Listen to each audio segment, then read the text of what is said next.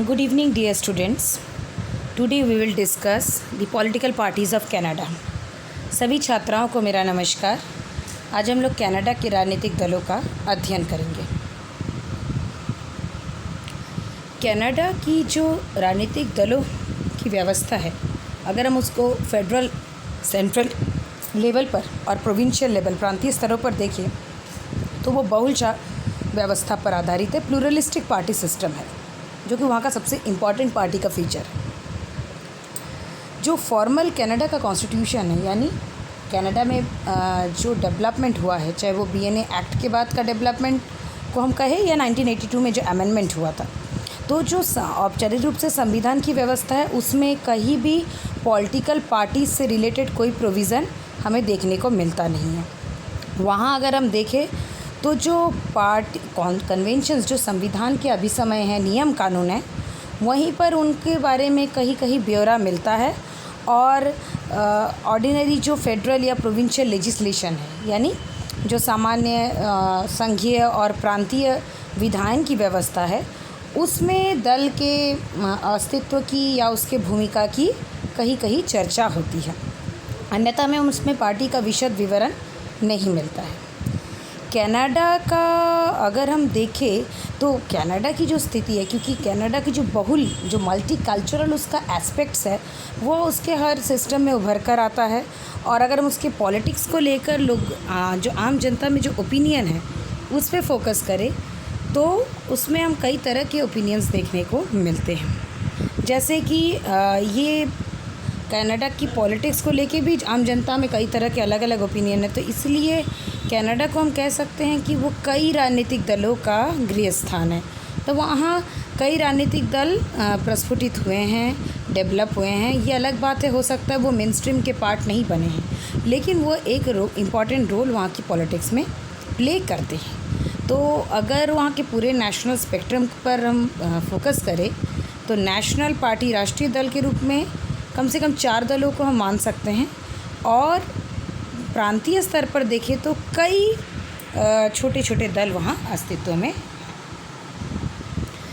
अब कनाडा की party system में अगर हम देखें तो कहीं ना कहीं कनाडा की जो गवर्नमेंट की सिस्टम है, वहाँ पर पार्टीज़ का बहुत मेजर रोल प्ले होता है। क्योंकि कनाडा में क्या है, पार्लियामेंट्री फॉर्म ऑफ गवर्नमेंट है और संसदीय शासन व्यवस्था में के बिना वो कार्य नहीं कर सकता है। तो अगर संसदीय शासन व्यवस्था को क्रियाशील बनाना है तो उनके में जो लाइफलाइन का रोल प्ले करती है, उनकी जो रक्त नालिका होती है, वो होती है पार्टीज़। तो पार्टी ही डिसाइड करती है, मेजर रोल प्ले करती है कि कैसे parliamentary system of government run करेगी। पार्टी जो अपने मेंबर्स जो इलेक्ट करती है, उसमें जो एक तरह से देखें तो party he house of Commons के अधिकतर सदस्य किसी न किसी पार्टी से ही जुड़े रहते हैं और उसी से वो फिर गवर्नमेंट फॉर्म करते हैं कनाडा के। और उन्हीं में से एक को प्राइम मिनिस्टर नियुक्त किया जाता है और फिर प्राइम मिनिस्टर अपने अनुसार अपने कैबिनेट के मेंबर्स का सिलेक्शन करता है।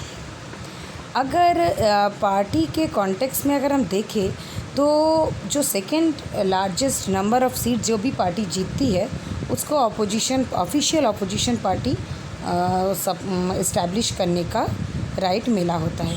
क्योंकि कनाडा का जो व्यवस्था है वो ब्रिटिश लीगेसी को इसमें फॉलो की जाती है। ब्रिटिश लीगेसी में जैसे हर मजिस्ट्रेट अपोजिशन का प्रोविज़न है, उसी तरह से यहाँ भी ऑफिशियल अपोजिशन को काफ़ी इम्पोर्टेंस प्रोवाइड किया गया है। पार्टीज़ जो कनाडा में वर्क करती है वो इस तरह से संरचित होती है, उनका फॉर्मेशन ऐसा होता है कि उनमें काफ़ी हायरार्किकल पद सोपानीय स्ट्रक्चर में वो ज़्यादा काम करती है। और पहले अगर हम देखें तो जो एक सिंगल लीडर जो है वो टॉप लेवल पर होता है, जो कि एक तरह से वो बहुत ही पावरफुल बॉस की तरह काम करता है पूरे पार्टी के स्ट्रक्चर का। और पार्टी उसी के नेतृत्व में एक तरह से फेडरल स्ट्रक्चर में वो एज ए हायरार्की में इम्पॉर्टेंट पोजीशन पे रहते हैं। फिर नीचे के लेवल के फिर स्टेट लेवल हो गया, फिर डिस्ट्रिक्ट लेवल, लोकल लेवल, और उसके बाद एक छोटे कोर ग्रुप में रीजनल पार्टी ऑफिस के थ्रू फॉर्मेशन उसका होता है। अब अगर हम दृष्टिपात करें इस बात पर कि कनाडा की पॉलिटिकल पार्टीज़ कैसे वर्क करती है, तो जो लीडर है वो पार्टी पॉलिसी को फॉर्मुलेट करता है, क्या राज्य दल की क्या नीतियाँ होंगी, और ये निर्धारित करती है कि जो महत्वपूर्ण राजनीतिक मुद्दे कौन से हैं जिनको चर्चा का विषय बनाया जाएगा। ये निर्धारित करने का काम दल का होता है। जितने भी राजनीतिज्ञ होते हैं जो कि उसके नीचे होते हैं, यहाँ तक कि उसमें हम हाउस ऑफ कॉमन के सदस्यों को भी ले सकते हैं, कॉमन सदन के सदस्यों को, उन सब का क्या है कि वो सीनेट मतलब including the members of House of Common senates को ये माना जाता है कि वो पार्टी का जो भी लीडर ने जो भी एजेंडा डिसाइड किया है, जो उनका मैनिफेस्टो है, जो उनके पॉलिसी प्रोग्राम्स है, उसको ही एंडोर्स करेंगे, उसको ही सपोर्ट करेंगे। यानी पॉलिसी जो लीडर डिसाइड कर लेती है, उसके बाद के जितने भी पॉलिटिशियंस हैं, उसके बाद जितने भी नेता और हायरार्की में उसके नीचे आते हैं, वो लीडर के डिसाइड किए हुए पॉलिसी और मैनिफेस्टो के अकॉर्डिंग ही अपना फंक्शन करेंगे। पॉलिटिशियंस जो कि कुछ मिसबिहेवियर करते हैं या पार्टी लाइंस के अगेंस्ट जाके वर्क करते हैं, तो उनको फिर पार्टी से हटाने का अधिकार भी लीडर को प्राप्त है। और कनाडा का जो फेडरल इलेक्शंस होते हैं, वहाँ के जो संघीय चुनाव होते हैं, उसमें कहीं ना कहीं पार्टी के जो लीडर्स होते हैं वो कैंडिडेट्स के रूप में, एज प्राइम मिनिस्टर कैंडिडेट के रूप में वही रन करते हैं। यानी दल का जो नेता होता है वही प्रधानमंत्री पद के प्रत्याशी के रूप में जनरली इलेक्शन में वो कॉन्टेस्ट करते हैं। और जितने भी पार्टी के जो सदस्य होते हैं, और वो इंडिविजुअली भी वो पार्टी के सदस्य होने के लिए एक वार्षिक फ़ीस वो पे करते हैं, और वो एक कार्ड, मेंबरशिप कार्ड को कैरी करते हैं एक विशेष राजनीतिक दल का सदस्य होने के नाते। इसके लिए उनको कुछ बेनिफिट्स भी, कुछ एडवांटेजेस मिलते हैं, और उसका एक नॉमिनल फ़ी पे करके वो एक पॉलिटिकल पार्टी के वो मेंबर है, उस कार्ड को वो होल्ड करते हैं। तो इससे क्या होता है कि these are the people who elect the party leaders, और ये जो पार्टी मेंबर्स होते हैं वही तय करते हैं कि कौन पार्टी का लीडर होगा, लोकल कैंडिडेट कौन होगा, और जितने भी इंटरनल मैटर्स होते हैं पार्टी से रिलेटेड, उनमें इनको वोट कास्ट करने का राइट मिला होता है। यहाँ तक कि जो पार्टी का अपना संविधान होता है, मतलब उसकी अपनी रूल रेगुलेशंस की जो प्रोसीडिंग्स होती है, उसमें अगर कोई अमेंडमेंट संशोधन करना है, उसमें भी ये दल के सदस्य एक इम्पॉर्टेंट रोल प्ले करते हैं। तो इस तरह से वहाँ का पार्टी स्ट्रक्चर वर्क करता है, जिसमें मेंबर्स भी एक मेजर रोल प्ले करते हैं। जो कनाडा की पार्टी सिस्टम है उसको कभी कभी 2 पार्टी प्लस सिस्टम कहा जाता है, क्योंकि वो 2 पार्टी सिस्टम तो उस तरह से वर्क करती नहीं है। वहाँ पे मल्टी पार्टी स्ट्रक्चर है फेडरल सिस्टम में।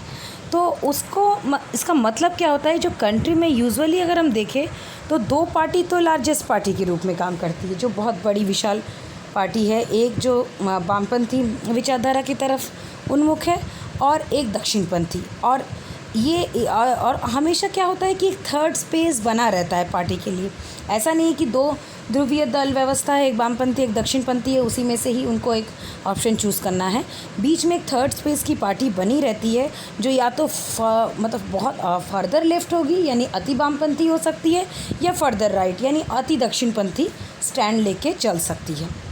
और लेकिन जनरली होता क्या है, इलेक्शंस में जो डोमिनेंट पार्टीज़ हैं उन्हीं में से ही किसी न किसी का इलेक्शन होता है। जैसे जस्टिस ट्रूडो की पार्टी एक लंबे टाइम तक वहाँ पे गवर्नमेंट, जस्टिस ट्रूडो का बना हुआ है गवर्नमेंट, तो उसको चैलेंज करने के लिए उस तरह से opposition strong hold role play नहीं कर पा रही है, लेकिन उनका एग्जिस्टेंस है। ऐसा नहीं है कि जैसे चाइना का सिस्टम है कि कोई दूसरी पार्टी कुछ रोल ही प्ले नहीं करती है, इस तरह हम कनाडा के सिस्टम में नहीं देखेंगे, क्योंकि ब्रिटिश लीगेसी यहाँ फॉलो होती है।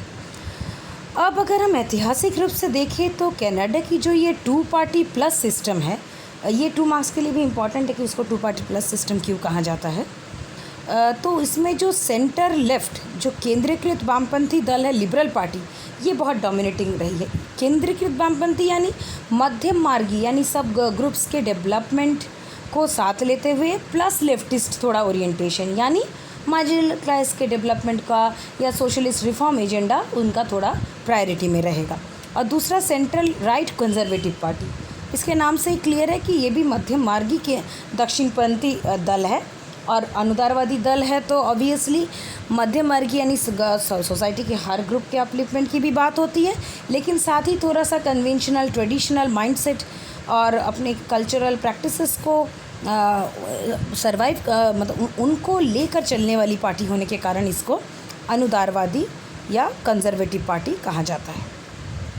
अगर हम 1980 से या और तो मतलब कनाडा में अगर हम देखें जो थर्ड प्लेस पार्टी का डोमिनेंस है वो ज़्यादातर क्या होता है, द फर्दर लेफ़्ट एनडीपी।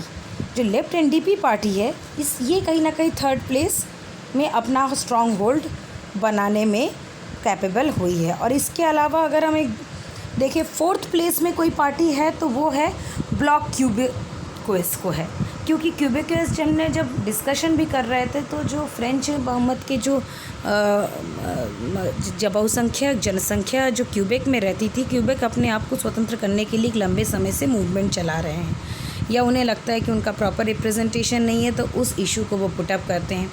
तो उसी इशू के बेसिस पर जो ग्रुप इस्टेब्लिश हुआ, वो पार्टी फॉर्मेशन होती है, वो होती है आपकी ब्लॉक क्यूबेकोइस की। और ये क्यूबेक सेपरेटिज़म पर सबसे ज़्यादा फोकस करते हैं कि क्यूबेक किस तरह से वो अलग हो, कनाडा से अलग होकर वो अपने स्वतंत्र अस्तित्व को स्थापित करे। और अगर हम देखें तो इसका जो अपील है वो बहुत नैरो है, क्योंकि कभी भी अगर आप एक पृथकतावादी आंदोलन की मांग करते हैं तो उसका पूरे कनाडा में तो सपोर्ट मिलेगा नहीं। अब हमारे ही देश में आप देख लीजिए, अगर कोई दल कहता है कि हम पृथक राज्य की मांग करते हैं तो उसको नेशनल लेवल पे उतना सपोर्ट नहीं वो गेन कर सकता है। हाँ, उस पर्टिकुलर एरिया में उसको सपोर्ट मिलेगा जहाँ के लिए वो ये डिमांड पुटअप कर रहा है। तो यही सिचुएशन वहाँ पे ब्लॉक क्यूबेकोइस को है, जिसको नेशनल रिकॉग्निशन नहीं मिला है।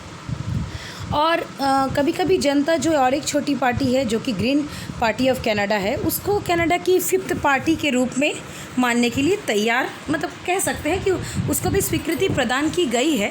लेकिन अगर हम देखें तो कभी भी इस पार्टी को 3 से ज़्यादा सीट संघीय चुनावों में प्राप्त नहीं हुए हैं। यानी भले ही ये पार्टी एग्जिस्टेंस में है, लेकिन अगर हम कहें कि ये बहुत स्ट्रॉन्ग होल्ड की पार्टी है या बहुत मेजर रोल प्ले करती है, ऐसा हम यहाँ पर नहीं देखेंगे। इसके बाद अगर हम अब आते हैं कुछ इम्पॉर्टेंट दलों के ऊपर। देखिए, जो कनाडा का एक्चुअली इसकी जो दलीय व्यवस्था वाला टॉपिक है, थोड़ा टेक्निकल है, इस पर काफ़ी मैटर प्रॉपरली मिल नहीं पाता है। तो अगर इसमें जनरली क्वेश्चन आना चाहिए, एक निबंध लिखिए टाइप का, right an essay on the political parties of Canada. In general किसी एक पर्टिकुलर पार्टी के ऊपर तो डिटेल्स में आना नहीं चाहिए, but you must be prepare with the 2 major parties. जो मेजर पार्टीज़ है, रूलिंग पार्टी है जस्टिन ट्रूडो की, उनका पार्टीज़ का आप थोड़ा सा प्रिपरेशन अच्छे से कर लीजिएगा। ऐसे क्वेश्चन पेपर के पैटर्न से देखकर ऐसा ही लगता है कि जो इन जनरल नेचर के पार्टी के नेचर पर ही आपके क्वेश्चंस आते हैं।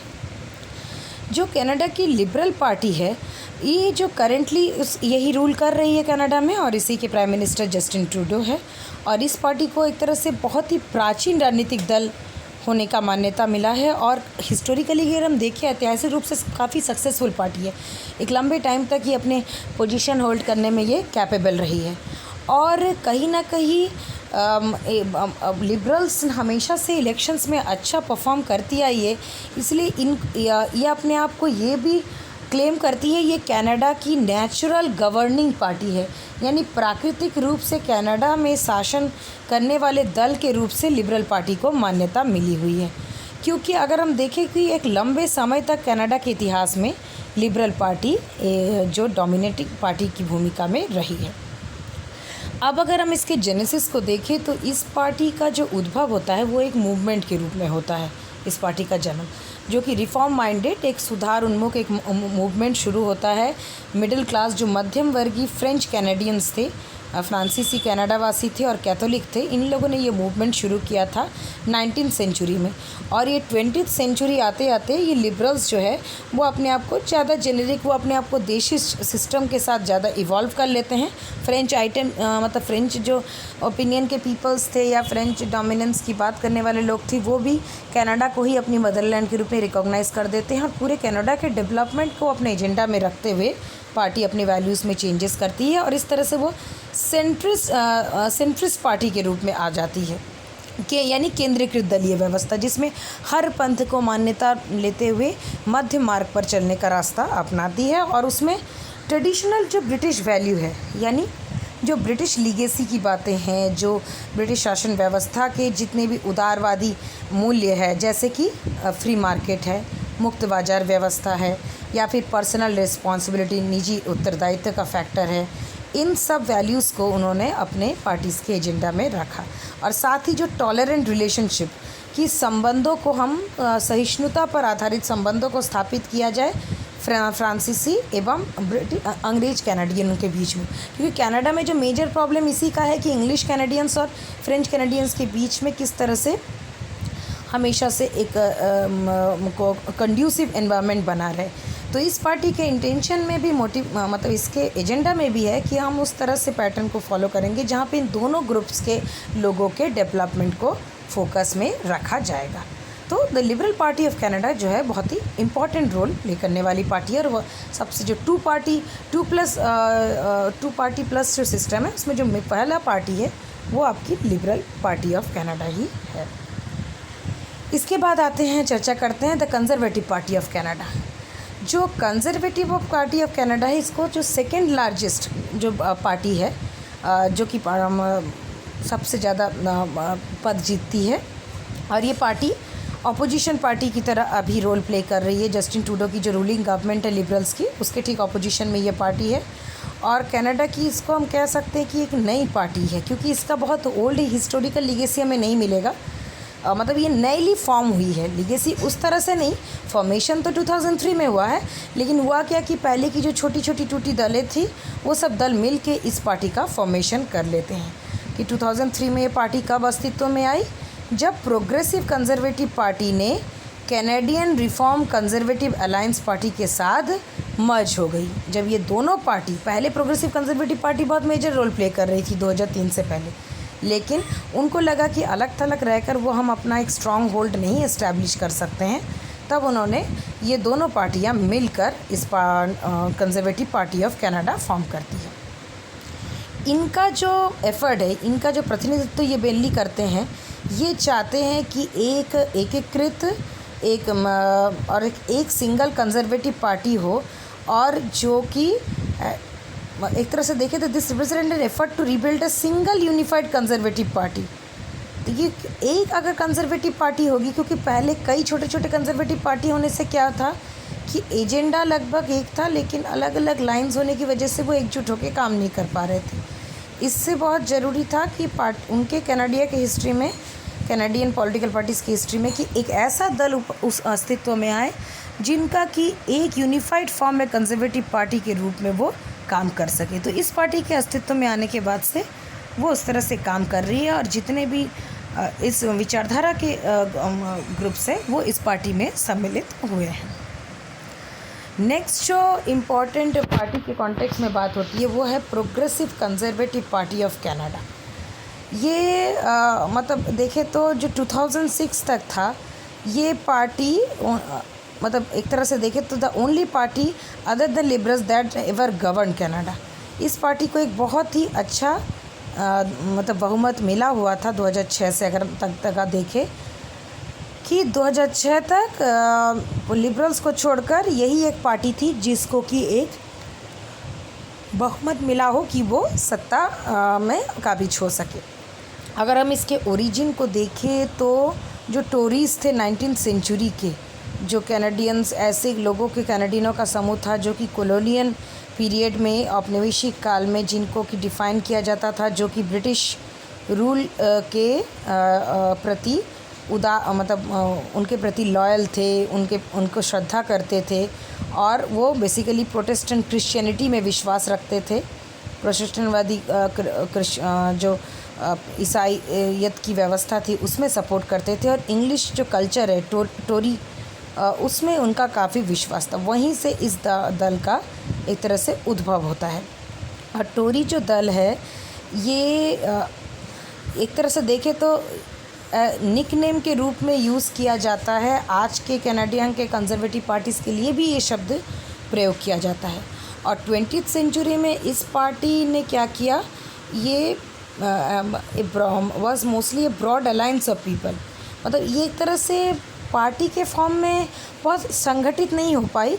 ये एक लोगों का एक गठबंधन, एक संविद की तरह काम कर रहा था और उसमें ऐसे सारे लोग सम्मिलित हो गए जो ब्रिटिश लीगेसी को कि उन प्रैक्टिसेस को सपोर्ट करने वाले थे, और वो लिबरल्स नहीं थे, उनका माइंडसेट लिबरल नहीं था, उदारवादी नहीं थे, but was still considered primarily A party for English Canadian interest. यानी कनाडा में निवास करने वाले जितने अंग्रेज हैं उनके हितों का प्रतिनिधित्व करने वाले दल की भूमिका प्रोग्रेसिव कंजर्वेटिव पार्टी प्ले कर रही थी। अब कुछ जो छोटे दल हैं उनकी हम बात करें तो जैसे रिफॉर्म पार्टी है, जो प्रोग्रेसिव कंजर्वेटिव पार्टी है, इनको काफ़ी ज़्यादा क्रिटिसाइज़ किया गया, as it had always had its share of critics on the rights। ठीक है, उनका काफ़ी क्रिटिसिज्म किया गया है और उनकी दक्षिणपंथी विचारधारा के कारण ही है।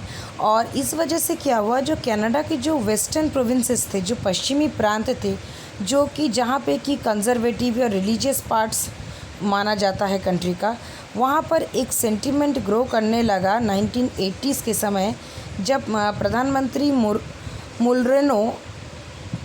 मुलरेनो को, जो कि काफ़ी ज़्यादा मॉडरेट थे, बहुत ही उदारपंथी थे, और वो 10 little different from his liberal predecessors, जो कि अपने जो उदार जो उनके पूर्वज थे उनसे थोड़े से उनके अंदर डिफरेंस था। तो उनके समय में क्या हुआ कि उस समय ये दल उभर कर सामने आती है उनके सपोर्ट में। तो many also felt that his government was too indifferent to the plight of Canadians living outside Ontario. ठीक है, यानी उस समय कई लोगों को ये लगा कि उनका जो सरकार है, यानी 1980s की जो मुलरेनो की सरकार है, वो कहीं ना कहीं कनाडा वासी जो कि ओंटारियो और क्यूबेक के बाहर रहते हैं, उनके जो हित है उनको या उनकी जो समस्या है उस पर ध्यान नहीं देते हैं। खासकर जो रूरल एरिया के कैनेडियन हैं उनके डेवलपमेंट पर ध्यान नहीं दिया जाता है। तो उसी समय यानी 1980s के दौरान प्रधानमंत्री मुलरेनो के शासनकाल में ही जो कनाडा के एक तरह से देखें तो मतलब रूरल पार्ट को फॉर्म करते हैं, वहाँ के लोगों के डेवलपमेंट के लिए एक छोटे दल के रूप में रिफॉर्म पार्टी का जन्म होता है। पर रिफॉर्म पार्टी के साथ एक प्रॉब्लम ये है कि रिफॉर्म पार्टी कोई मेजर पार्टी का रोल प्ले नहीं कर पाई। वो प्रोग्रेसिव कंजर्वेटिव पार्टी को क्रिटिसाइज़ की, ठीक है, उसने जो वेस्टर्न प्रोविंसेस जो है वहाँ पर जो वहाँ का कंजर्वेटिव है वहाँ के लोग डेवलपमेंट को हमेशा क्रिटिसाइज़ करती रही है। प्राइम मिनिस्टर मुलरेनो के जितनी भी पॉलिसीज़ है उसको क्रिटिसाइज़ करती रही है, लेकिन खुद गवर्नमेंट फॉर्म करके क्या सही में वो ओंटारियो और क्यूबेक के बाहर के लोगों का डेवलपमेंट कर पाई है, ऐसा हमें डाटा नहीं देखने को मिलता है। तो एक छोटे दल के रूप में इसको भी मान्यता मिली हुई है, थोड़े बहुत सीट्स इसको हाउस ऑफ कॉमन्स में प्राप्त हो जाते हैं। Then the conservative party today, अगर हम इसको डिफ़ाइन करना चाहें तो टुडे कंजर्वेटिव इसको हम ऐसे कर सकते हैं कि ये एक ऐसा पार्टी है जो कि टैक्सेस को कम करने की बात करता है, और छोटी सरकार हो और लेस इंट्रूसिव गवर्नमेंट हो, बहुत ज़्यादा हर क्षेत्र में इंटरवेंशनिस्ट गवर्नमेंट ना हो, और एक स्ट्रॉन्ग रेजीम जो है वो लॉ एंड ऑर्डर का होना चाहिए, कानून और न्याय व्यवस्था बहुत सशक्त रूप से लागू की जाए, एक सशक्त सैन्य व्यवस्था हो, और साथ ही परंपरागत जितने मूल्य हैं उनको सम्मान प्रदान किया जाए।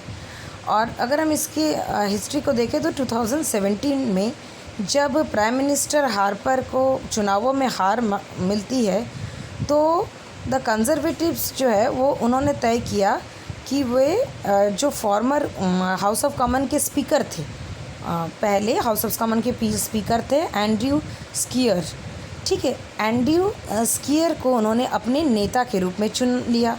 और स्कीयर को माना जाता है कि वो थोड़े से ऑर्थोडॉक्स कंजर्वेटिव थे, क्योंकि वो काफ़ी रूढ़िवादी अनुदार नेता के रूप में माने जाते हैं, क्योंकि वो अपने अक्सर क्या कहते थे, वो अक्सर रोनाल्ड रीगन का नाम या मार्गरेट थैचर का नाम अपने पॉलिटिकल हीरोज़ के रूप में, हीरोइंस के रूप में लेते थे।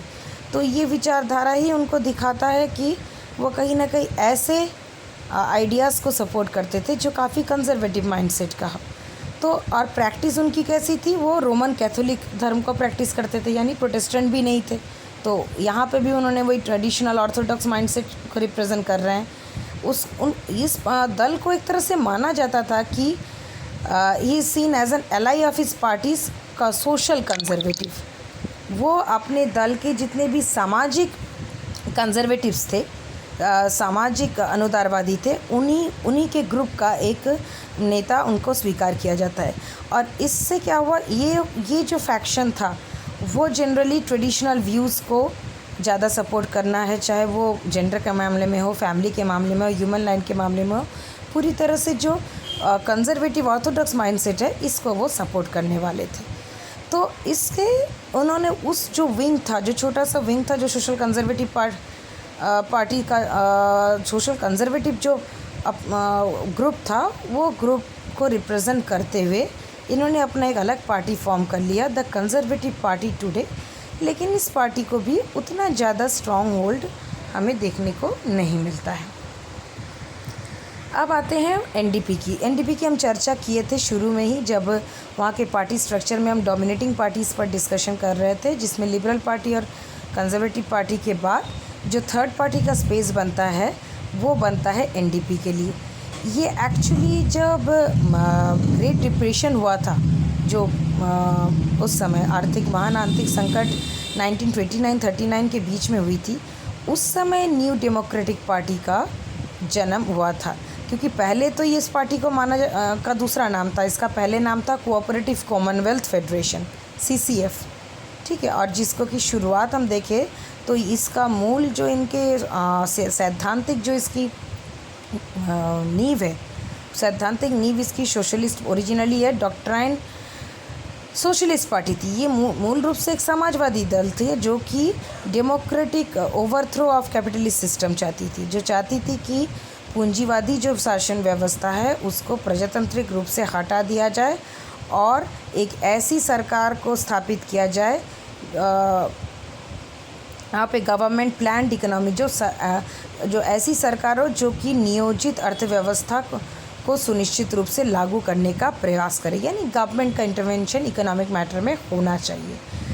तो अगर हम देखें तो उस शुरू से देखें तो एनडीपी जो है अब काफ़ी मॉडरेट डायरेक्शन में आ गई है। अब उस तरह से सोशलिस्टिक पैटर्न के साथ वो वर्क नहीं कर रही है और आज वो अपने जो उसके लक्ष्य है उसमें सोशल डेमोक्रेटिक सोसाइटी की बात तो करती ही है कि एक सामाजिक प्रजातांत्रिक समाज का निर्माण हो और उसमें मिक्स्ड इकोनॉमी का वो फोकस करती है। यानी अब सोशलिस्टिक पूरी मार्केट बेस्ड पूरी स्टेट ओन्ड इकोनॉमी की बात नहीं होती है, अब वो मिश्रित अर्थव्यवस्था को समर्थन करती हैं, जिसमें कि गवर्नमेंट जो है वो बहुत स्ट्रांगली इकोनॉमी को नियमित करने का काम तो करेगी but does not run it.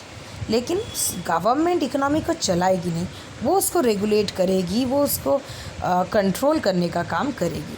और एनडीपी को कहीं ना कहीं आज के समय में देखें तो काफ़ी ज़्यादा लिबरल पार्टीज़ से सिमिलर भी माना जाता है। अगर हम उसके बिलीव्स को देखें, उसके जो मैनिफेस्टो को देखें, उसके पार्टी कॉन्स्टिट्यूशन पर नज़र डालें या क्या पॉलिसीज़ डिटरमाइन की जाती है, लेकिन कई मामलों में देखते हैं कि वो उसका जो मतलब इंटेंशन है, उसका जो स्टैंड है, वो ज़्यादा एग्रेसिवली प्रोग्रेसिव पोजीशन लेते हैं। वो मुख्य रूप से काफ़ी प्रगतिशील उनका पोजीशन होता है। खासकर उनका जो ये आर्गूमेंट है कि जो वेल्दी, जो धनी वर्ग है, उस पर टैक्सेशन उनका ज़्यादा होना चाहिए, या लार्ज कॉरपोरेशन जो बृहद उद्यम है उन पे अधिक टैक्स लगने चाहिए, पर्यावरण के नियमन की व्यवस्थाओं को स्ट्रिक्ट रूप से लागू होना चाहिए, या फिर विदेश नीति हमारी पूरी तरह हस्तक्षेप की विदेश नीति को स्ट्रिक्टली फॉलो करना चाहिए। ये सारी पॉलिसीज़ उनके एग्रेसिवली प्रोग्रेसिव होने के लक्षण को दिखाता है कि वो काफ़ी उदात्त रूप से प्रगतिशील दल की भूमिका अपनाता है। और इसीलिए इसका जो स्टैंड है, जो न्यू डेमोक्रेटिक पार्टी को, इसको थर्ड पार्टी के स्टैंड के रूप में देखा जाता है। अब आती है बात ब्लॉक क्यूबेक्यूज की। इसकी भी हम चर्चा पहले ही कर चुके थे कि एक जो बहुत मेजर जो वहाँ का इशू है कनाडा की पॉलिटिक्स का, वो यही है कि जो फ्रेंच स्पीकिंग जो कनाडा का प्रांत है और क्यूबेक उसको कनाडा से सेपरेट होके अलग राज्य स्थापित होने का जो उनका डिमांड है उसको कितना सपोर्ट किया जाए और उसको कैसे रखा जाए। तो कनाडा के पॉलिटिकल सिस्टम में अगर हम देखें तो जो लोग इस विचार को, इस पृथकतावादी मनस्थिति को सपोर्ट करते हैं वो वही ब्लॉक क्यूबेकर्स का सपोर्ट करने वाले माने जाते हैं।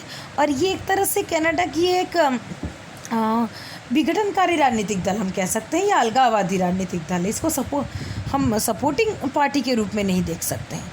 और इसकी स्थापना 1990 में लूसियन बोनचार्ट के द्वारा किया गया था, जो कि पहले प्रोग्रेसिव कंजर्वेटिव की जब सरकार थी उस समय वो कैबिनेट मिनिस्टर की भूमिका निभा रहे थे। और ब्लॉक का जो है, block was Canada's first national political party. ये एक तरह से देखें तो इसको, क्योंकि वोट क्यूबेक के जनता इस पार्टी के सपोर्ट में रहती है तो इनको एक अच्छा खासा परसेंटेज ऑफ वोट मिल जाता है। तो ये एक पहली पार्टी है जो कि ओपनली मुखर रूप से क्यूबेक अलगाववाद का समर्थन भी करती है और साथ करने के बावजूद भी इसको राष्ट्रीय दल के रूप में मान्यता भी मिली हुई है। और अगर हम देखें तो ये काफ़ी प्रसिद्ध राजनीतिक दल के रूप में भी काम करती आई है और काफ़ी रिसेंट टाइम तक उसका एक काफ़ी इम्पोर्टेंट दबदबा बना रहा है, खासकर क्यूबेक प्रांत में। अब आते हैं हम ग्रीन पार्टी के नाम पर। ग्रीन पार्टी की भी हम पहले एक चर्चा कर चुके थे, जो छोटे पार्टियों में इसका भी एक महत्व इम्पोर्टेंस बना हुआ है। लेकिन अगर कनाडा के पॉलिटिकल सीन में देखें तो ये एक नई पार्टी के रूप में है, क्योंकि लगभग वो 30 साल को ही के हिस्ट्री में ही हम इसको ट्रेस कर सकते हैं। और उसमें भी ये पार्टी मतलब इसको वोट तो देखा जाए तो 2000 तक तो इसको लगभग ना के बराबर वोट मिले थे, जब तक इसने कभी मतलब winning a significant number of vote until 2000 तक इसको अच्छा वोट प्राप्त नहीं हुआ था कि इसको एक प्रोमिनेंट पार्टी के रूप में स्वीकार किया जाए। और अगर हम देखें तो 2011 तक उनका एक भी सदस्य मेंबर ऑफ पार्लियामेंट भी नहीं चुना जा सका था। 2011 में जाके पहली बार ग्रीन पार्टी से एक सदस्य आपके पार्लियामेंट में चुने जाते हैं और ये 1983 में इस्टेब्लिश की गई थी। और बेसिकली जो ग्रीन पार्टी का एक ही उद्देश्य था, एक ही मेन जो उनका पार्टी का एजेंडा था, जो कि एनवायरनमेंट को लेकर, पर्यावरण को लेकर अवेयरनेस, चेतना, जागरूकता को फैलाना।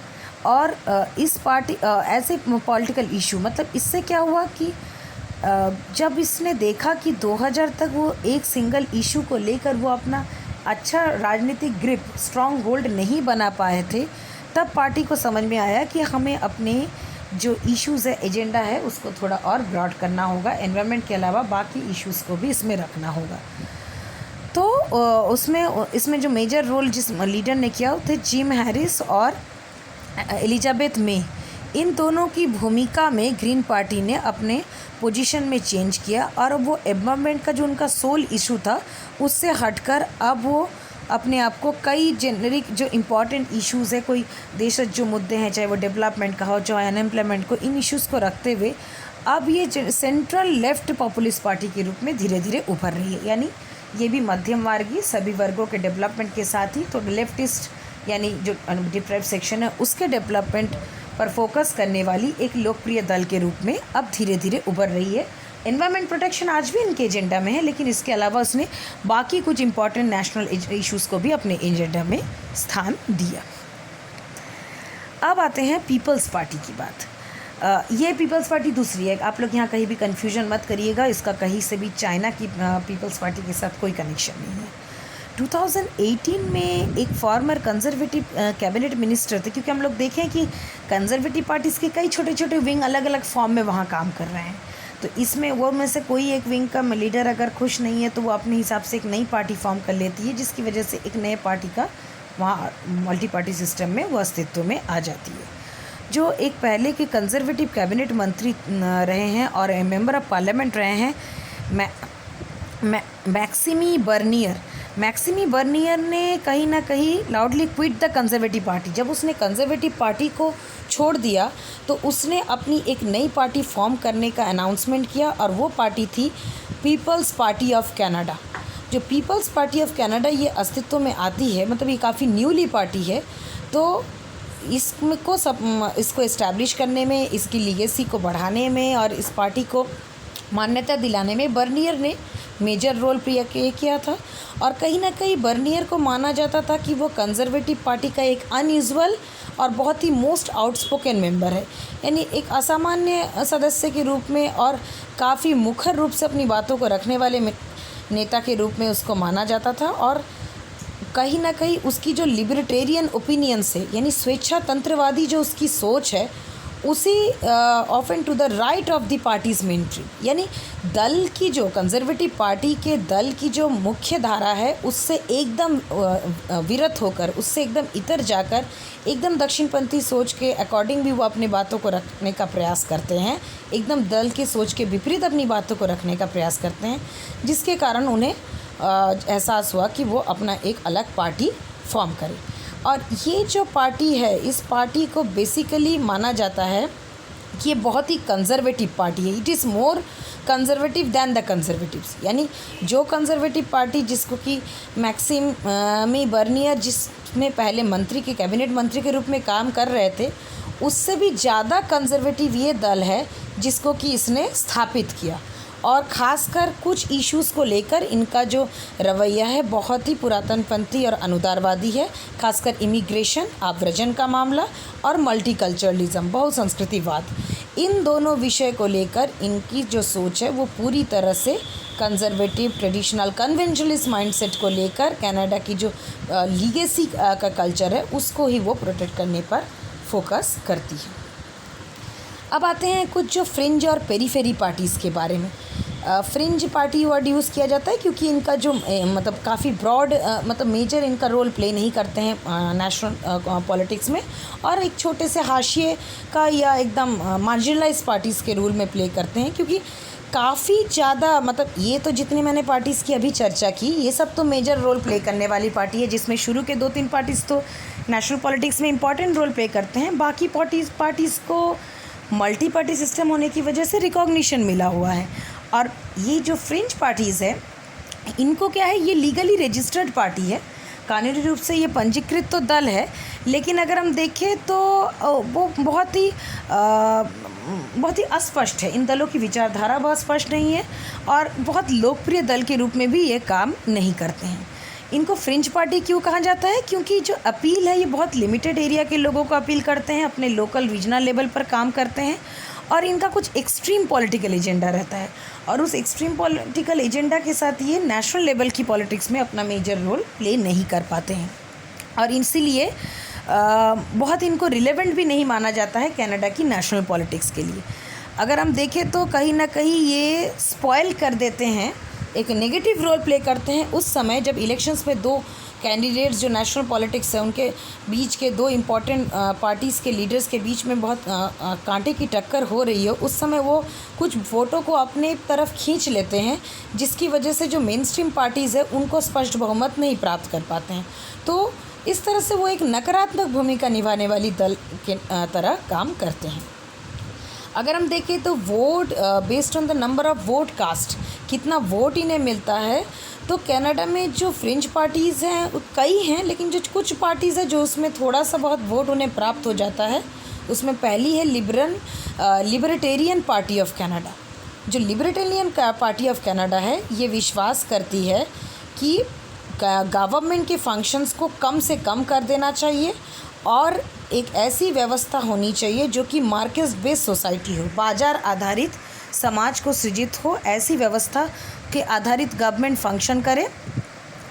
और दूसरी पार्टी जिसको कि इम्पोर्टेंस मिली हुई है या थोड़ा बहुत फ्रिंज पार्टीज़ में वोट इन्हें मिल जाता है, वो है क्रिश्चियन हेरिटेज पार्टी, जो कि क्रिश्चियन मॉरलिटी, ईसाई नैतिकता के मूल्यों को अपने एजेंडा में फोकस करती है। इसको रिलीजियन बेस्ड पार्टी भी कहा जा सकता है। उन दोनों पार्टीज़ को थोड़े बहुत वोट मिल जाते हैं, लेकिन अगर हम पॉपुलर के कॉन्टेक्स्ट में देखें तो ये बहुत ही रिलेटिव टर्म हो जाता है। काफ़ी मतलब ये डिपेंड करता है कि कॉन्टेक्स्ट क्या है। अगर हम इनके वोटों का टोटल इन दोनों पार्टीज़ के वोटों को कंबाइन करके देखें तो 2019 में जो कनाडा का इलेक्शंस हुए थे उसमें लगभग 27,000 वोट ही इनको प्राप्त हुए थे, यानी वोटों में भी इनका काफ़ी बड़ा परसेंटेज नहीं मिला हुआ है। अब बात करते हैं कुछ इंडिपेंडेंस कैंडिडेट की। टेक्निकली देखें तो जो सक्सेसफुल जितने पॉलिटिकल मूवमेंट्स हुए हैं कनाडा में, अगर हम मेन स्ट्रीम पॉलिटिक्स की पार्टीज़ की बात छोड़ दें जिससे कि पॉलिटिशियंस उभर कर आए हैं, तो उसमें इंडिपेंडेंस एक बहुत इम्पॉर्टेंट रोल प्ले करते हैं। इंडिपेंडेंट या इनको नॉन पार्टीशंस या नॉन एफिलिएटेड पॉलिटिशियंस भी कहा जाता है, जो किसी विशेष दल से संबद्ध नहीं हैं। और 2019 के इलेक्शंस में इंडिपेंडेंट जो स्वतंत्र कैंडिडेट्स थे, स्वतंत्र प्रत्याशी, इन्होंने लगभग 73,000 वोट्स हासिल किए थे। और ये अलग बात है कि केवल एक ही मेंबर जो था मेंबर ऑफ पार्लियामेंट के रूप में इलेक्ट होता है, जो कि पहले फॉर्मर लिबरल अटॉर्नी जनरल था जॉडी विल्सन रिबाउंड। इसको छोड़ के इंडिपेंडेंट में से कोई कैंडिडेट उस तरह से जीत नहीं पाया। लेकिन ये भी अपनी एक भूमिका पार्टी से, मतलब वहाँ के पार्टी सिस्टम के अंतर्गत, मतलब वहाँ के पॉलिटिकल सिनेरियो में रोल तो एक इम्पॉर्टेंट ये प्ले करते हैं। और किसी भी इंडिपेंडेंट जो पॉलिटिशियंस है उनके लिए चुनावों में जीतना या कनाडा में इलेक्ट होना में कठिन तो है, क्योंकि ना तो उनके पास मनी पावर होता है, ना उनके पास प्रोफेशनल रिसोर्सेज उतने होते हैं, ना उनके पास उतने स्टाफ रहते हैं, उनके सपोर्टिंग स्टाफ, उनके लोकल ऑफिसेस उस तरह से वर्क नहीं करते हैं जैसा कि एस्टैब्लिश पॉलिटिकल पार्टीज़ के होता है। इवन की जो फ्रिंज पार्टीज़ है उनको भी लोकल लेवल पर कुछ रिसोर्सेज और फंडिंग मिल जाती है, उनके भी कैंडिडेट्स जो है ज़्यादा इंपॉर्टेंट पोजीशन में आ सकते हैं। लेकिन इंडिपेंडेंस उससे भी ज़्यादा कमज़ोर पोजीशन में रहते हैं, लेकिन फिर भी वो उस वहाँ के सिस्टम में एक रोल प्ले करने का प्रयास करते हैं और कभी कभी इंडिपेंडेंट कैंडिडेट्स जीत के एमपी भी बन जाते हैं। अब हम इसको सम अप करते हैं तो कनाडा में अगर हम देखें, जो अलग अलग पार्टीज़ जो ऑर्गेनाइज होती हैं, इनका जो इंटरनल जो अफेयर है, इनकी जो आंतरिक संरचना है, वो भी अलग अलग रूप से ऑर्गेनाइज होता है। मतलब सबके अलग पैटर्न है, अलग स्ट्रक्चर है, अलग रूल्स है, उसके अकॉर्डिंग वो सेटअप होते हैं। और वो अलग टाइप के systems for electing their party leaders भी, मतलब ये कोई यूनिफॉर्म सिस्टम नहीं है कि पार्टी के अंदर जो इंटरनल डेमोक्रेसी होगी उसका एक सेट पैटर्न हर पार्टी फॉलो करेगी। किस तरह से उन्हें अपने दलीय नेता का चुनाव करना है, उसके लिए वो अलग व्यवस्था, अलग रूल्स, अलग रेगुलेशन हर पार्टी फॉलो करती है। और एक पार्टी मेंबर होने के नाते निश्चित रूप से कुछ सुविधाएं तो प्राप्त होती है। और ये भी एक अनुमान लगाया गया है कि about 1 or 2% of Canadians usually actually hold membership in A political party. कि सुविधा प्राप्त होने के बाद भी लगभग 2% ही हम कह सकते हैं कि कैनेडियन है जो किसी विशेष दल की सदस्यता ग्रहण करते हैं। कैनेडियंस जो कि डिसाइड करते हैं कि पार्टी मेंबर्स बनना चाहते हैं, वो बेसिकली वो लोग होते हैं जो पर्सनली उनका पॉलिटिक्स में इंटरेस्ट होता है, या अपने आप को पॉलिटिक्स में उतारना चाहते हैं, या फिर वो किसी पॉलिटिशियन के रिलेटिव होते हैं, उनके सगे संबंधी या उनके एम्प्लॉई, उनके एक तरह कर्मचारी के रूप में काम किए हैं, या इस तरह के लोग होते हैं जो कि पॉलिटिकल एक्टिविज़म, राजनीतिक सक्रियतावाद में बढ़ चढ़कर हिस्सा लेना चाहते हैं। और इस तरह के लोग और वो कोशिश क्या करते हैं कि वो रेगुलरली जो कैंपेन्स होते हैं पॉलिटिशियंस के लिए ड्यूरिंग इलेक्शंस, उसमें वो बढ़ चढ़कर हिस्सा लेते हैं। और ड्यूरिंग इलेक्शंस निश्चित रूप से जब पार्टी की मेंबरशिप्स जो होती है वो इलेक्शंस के दौरान ड्यूरिंग पार्टी लीडरशिप के लिए उस समय बढ़ जाती है, तो उस समय उनको काफ़ी चांसेस मिल जाता है। मतलब कहने का तात्पर्य है कि भले वहाँ बहुदलीय शासन व्यवस्था है, लेकिन अगर हम कहें कि वहाँ के आम जनता बहुत ज़्यादा दलीय मेंबरशिप के लिए इंटरेस्टेड है, तो ऐसा कंक्लूज़न भी नहीं हम निकाल सकते हैं। Basically parliamentary form of democracy को चलाने के लिए उन्हें जिस तरह के पैटर्न अपनी मल्टीकल्चरल सोसाइटी के अंतर्गत चाहिए, उसी सिस्टम को वो लोग इस्टेब्लिश करने के लिए इस व्यवस्था को अपनाए हैं। Thank you.